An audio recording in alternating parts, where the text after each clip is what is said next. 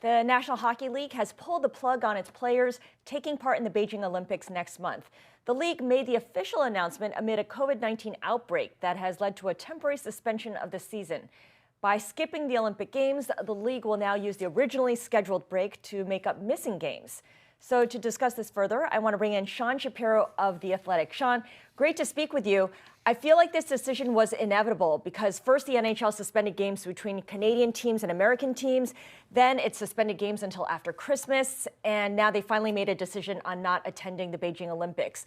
Who's relieved by this decision? Who's frustrated by it? Yeah, I mean, the official announcement came down today, but this is kind of one of those things where we've seen the writing on the wall for, I want to say, a couple weeks now with just we've seen COVID-related schedule issues and everything like that across the league, even more so in the past 4 to 5 days. Obviously, NHL owners and teams in general it's never really been much of their ideal to send the players to the Olympics. As we saw, the players weren't at the NHL players were not at the 2018 Olympics because essentially the owners and the teams kind of won in that collective bargaining agreement. Players pushed really hard to get the Olympics back into this respective collective bargaining agreement, and that's why. So by the players not going to the Olympics, obviously there's a lot of players that are essentially bummed out about this. There's players who you look at, some guys who, for Sidney Crosby's one that comes to mind, who was on that. This probably was going to be his last chance to play in the Olympics, even though the NHL is still on the docket to go in 2026. Mm-hmm. Probably not going to happen at that point for him. So the player perspective, that's where more of the frustration is. I think there's definitely a sigh of relief for the teams and the owners and everything like that, who now don't have to go through a 3-week break. Yeah.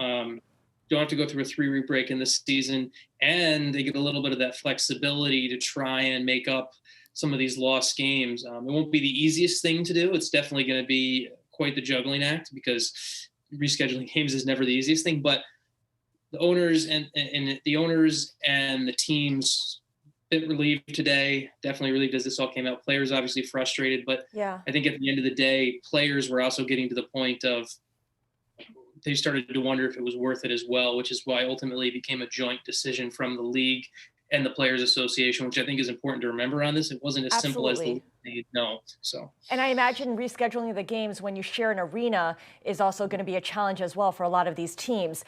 Are owners and the league being unnecessarily short-sighted when they see the Olympics as intrusive and a risk to their business? I mean, it does basically spread the sport of hockey, build up that goodwill with viewers around the world. Yeah, you kind of weigh different options there. For on one hand, if you look from the owner perspective and completely justified, and you think about is, if you're going to take, do we really want to take a 3-week break for games that are essentially going to be played at 3 a.m, the 3 a.m, our time? And while obviously it's great for the game and it's great to see these best on best tournaments, from a business standpoint, I don't know how much the owner of the Wings or the Tampa Bay Lightning get from letting their players go play in a game that's played at 3 a.m. local time. I have always felt that there should be the Olympic kind of best on best setup there is great for the sport. I think it's creates some great memories. I think from a league perspective, I think this is the type of thing that also leads to some other conversations that they should probably have with the International Olympic Committee that would allow them to work better in tandem. Because one thing I think that we often forget about is the IOC is incredibly restrictive with their rights and everything like that. So one of the best moments in hockey history is Sidney Crosby's golden goal in Vancouver. Mm-hmm. The NHL does not have the rights from the IOC to use that clip to promote. That's interesting. You can't, and so it's little things like that where I certainly understand where the NHL comes from in that perspective of, if the IOC is not going to kind of give a little bit back to help better promote your game, why are you going to basically promote their event? So I think it's kind of, it's more nuanced than should they or shouldn't they go? It's how do we go in the future? And they will go in 2020, 2026. The players in the league have that agreement. But as they move forward, I'm sure the NHL and the IOC want to have some conversations of how can we actually work in tandem on this? Because right now that's always been kind of one of the bigger issues to me is they don't promote each other enough beyond just the fact it's hockey. Yeah, they're kind of working at cross purposes. And I did not realize that idea that they didn't have the rights to some of those highlights. That's really interesting. Something else that you've been writing about on The Athletic, Sean, is how the NHL corporate business has really boomed and lifted the league during the pandemic. Why is hockey-related revenue on track to reach $5.2 billion this season? That seems incredible to me. Yeah, and it's even more incredible when you think about it. That's above the pre-pandemic number of 5.1 billion from the last season.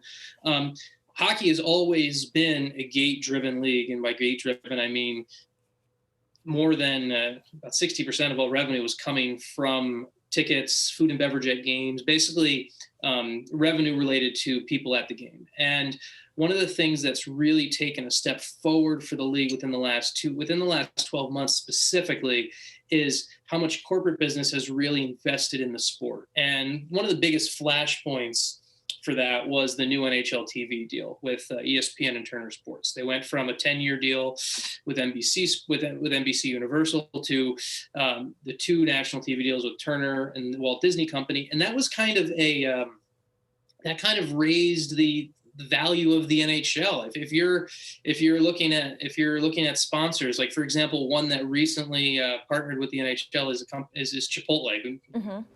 I just know this because Chipotle is not sponsored with any other pro sports league. Part of the reason was they looked at the fact that the NHL is on ESPN, the NHL is on Turner. They looked at is this valuation's going there, and then the other thing that's really that people are trying to be smarter and savvier with their money, and they're also noticing now that it is still, while prices and demand have gone up to partner with the NHL, it still is on average considerably less expensive for an advertiser or a corporate sponsor to promote to sponsor something in the NHL compared to the NBA. Interesting. And so